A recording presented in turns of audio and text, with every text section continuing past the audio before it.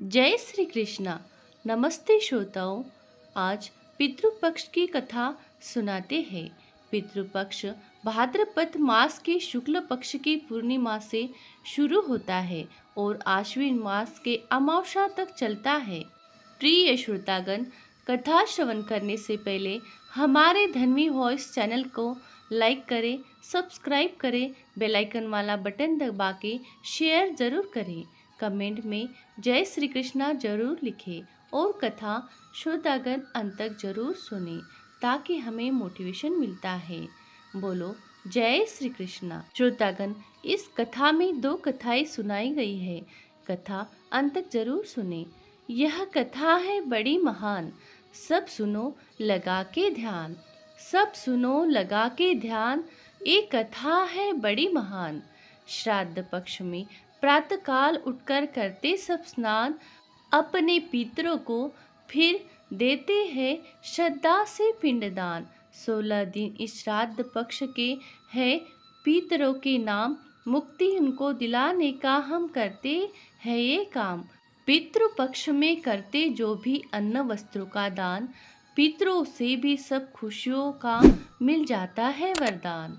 पितरों के आशीष से कारज बिगड़े बन जाए, कोई भी अनहोनी घर के दर से टल जाए।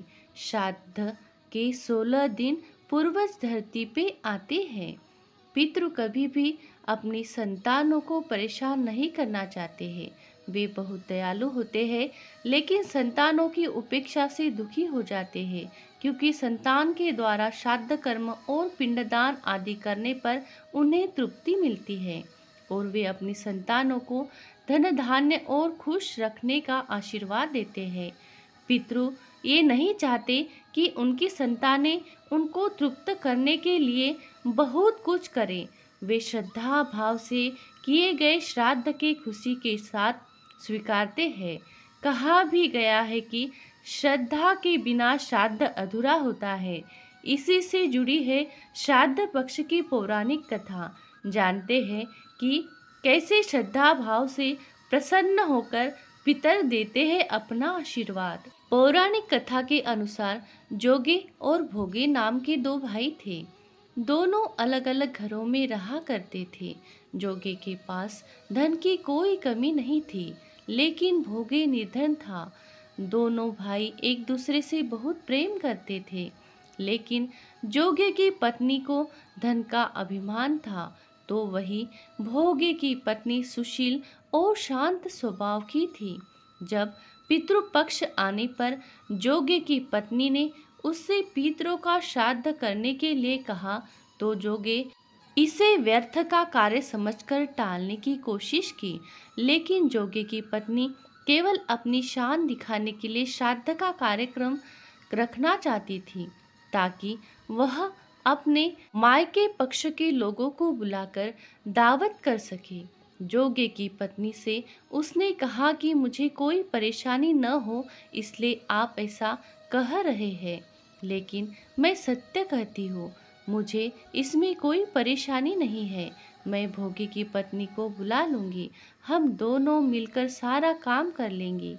दूसरे दिन भोगे की पत्नी सुबह आकर सारा कार्य करवाने लगी। उसने अनेक पकवान बनाए, फिर सभी काम निपटाने के बाद अपने घर वापस आ गई, क्योंकि उसे भी पितरों का तर्पण करना था। जब पितर भूमि पर उतरे, जब वे जोगे के यहाँ गए, तो देखा कि उसके ससुराल पक्ष के सभी लोग भोजन पर जुटे हुए हैं। वहाँ ये सब देखकर वे बहुत निराश हुए।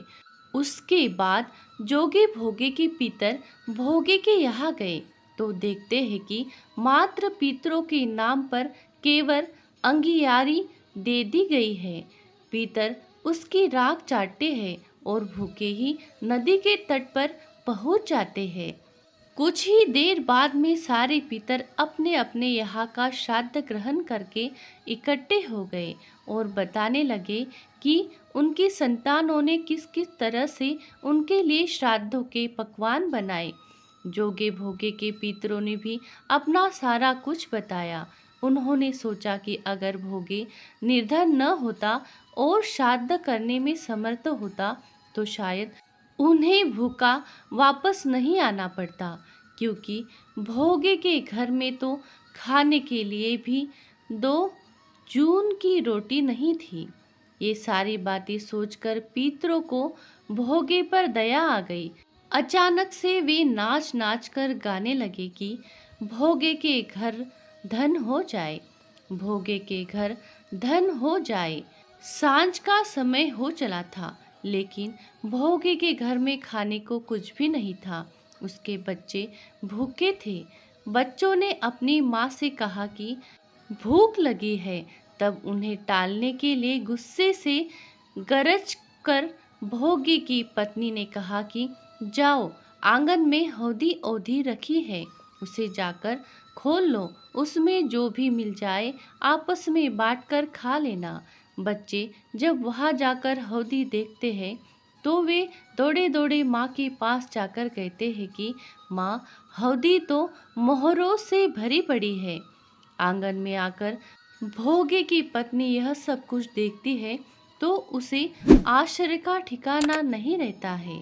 इस तरह पितरों के आशीर्वाद से भोगे भी धन धान्य से परिपूर्ण हो जाता है, लेकिन वह इस बात का बिल्कुल अहंकार नहीं करता है और अगले बरस पूरी श्रद्धा के साथ भोगे एवं उसकी पत्नी अपने पितरों का श्राद्ध करते हैं।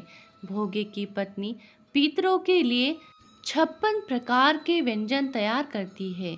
वे दोनों ब्राह्मणों को भोजन कराते हैं।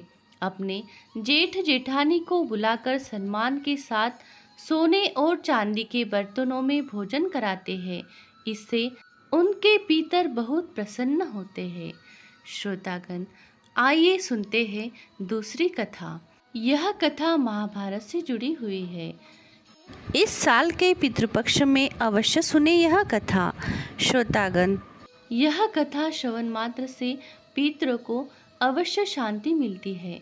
आप सभी ने पितृपक्ष या 16 श्राद्ध तिथियों के बारे में सुना होगा, लेकिन क्या आप जानते हैं कि श्राद्ध पक्ष का संबंध महाभारत से भी है? यहाँ हम आपके लिए लेकर आए हैं श्राद्ध पक्ष की पौराणिक कथा, जिसके माध्यम से आप यह जान पाएंगे कि श्राद्ध या पितृपक्ष आपके लिए महत्वपूर्ण क्यों है।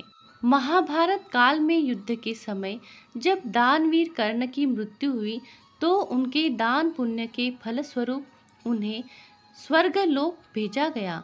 वहां उनका खूब स्वागत सत्कार हुआ, लेकिन भोजन के समय उन्हें सोना चांदी और आभूषण परोसे गए।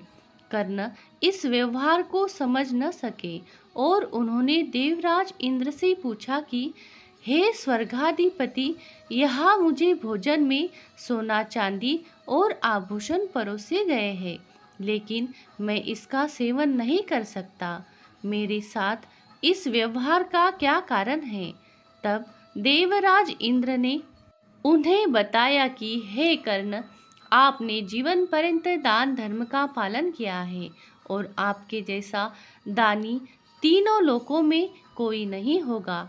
लेकिन आपने सिर्फ सोना चांदी और आभूषण जैसी ही भौतिक वस्तुओं का ही दान किया है। कभी आपने किसी पितृदेव को भोजन का दान नहीं दिया, इसलिए आपके पितृ आपसे असंतुष्ट है और आपको स्वर्ग में भोजन का सुख नहीं मिल पा रहा है। यह सुनकर कर्ण निराश हो गए और उन्होंने इंद्रदेव को कहा कि मैं आजीवन अपने पितरों से अनभिज्ञ रहा हूँ, इसलिए मुझसे यह भूल हुई है। कृपया अब आप मुझे इसका उपाय बताइए। तब इंद्र ने कहा कि आपको अपने पुण्य कर्मों के कारण 16 दिनों का समय दिया जाता है। इन 16 दिनों में पृथ्वी लोक पर जाकर अपने पितरों को भोजन का दान करें, उनका पिंडदान करें और तर्पण करके उन्हें संतुष्ट करें। इससे आपको स्वर्ग में हर तरह की सुख सुविधा के साथ भोजन का सुख भी मिलेगा। कर्ण ने ऐसा ही किया और इन 16 दिनों में पृथ्वी लोक पर विचरण कर रहे अपने पितरों को सभी तरह के भोजन का दान किया। यह पितृपक्ष की अवधि थी। इसलिए इन 16 दिनों में हम सभी मनुष्यों को यह सौभाग्य प्राप्त होता है कि हम अपने मृत पूर्वजों को भोजन का दान करें और उनके पिंडदान और तर्पण की विधि को पूरा करें। श्रोतागण, कथा के समाप्ति पर हमारे धन्वी वॉइस चैनल से हमेशा जुड़ते रहिए। चैनल को लाइक करें, सब्सक्राइब करें, बेल आइकन वाला बटन दबा के श्रोतागण कमेंट में जय श्री कृष्णा जरूर लिखें। प्रिय श्रोतागण, कथा अंत तक सुनने के लिए आपका बहुत बहुत धन्यवाद। बोलो जय श्री कृष्णा।